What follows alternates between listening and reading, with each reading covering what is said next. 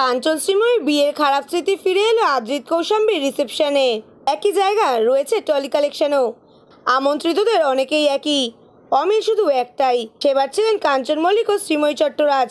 এবার পাত্রপাত্রী আদ্রিত রায় ও কৌশাম্বী চক্রবর্তী।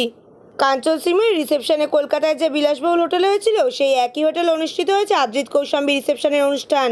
নিরাপত্তারক্ষী, ড্রাইভার ও সংবাদ মাধ্যমের প্রবেশ নিষেধ ছিল কাঞ্চন শ্রীময়ীর বিয়েতে। ওই একই হোটেলের দোরগোড়া কি এবারেও দেখা গেল এমন কিছু? না, একদমই তা নয়। কাঞ্চন শ্রীময়ীর পথে হাঁটেননি তারা, বরং অত ব্যস্ততার মধ্যেও বরকনে বেরিয়ে এসে কথা বলেছিলেন পাপারাজ্জির সঙ্গে। হাসি মুখে পোজও দিয়েছিলেন তারা। তাদের রিসেপশনের লুক দেখে হতবাক হয়েছে ভক্তরা। সাদা পোশাকে সেজেছিলেন দুজনেই। পোশাকে ছিল রং মিলান্তি। নববধূ স্মৃতিরাঙা জড়িয়ে ধরে স্ত্রী কৌশাম্বীর সঙ্গে ছবি তুলতে আর কোনো সংকোচ নেই আদ্রিতের। গত 9 মে হাওড়ার এক ব্যাংকোয়েটে বসেছিল তাদের বিয়ের অনুষ্ঠান।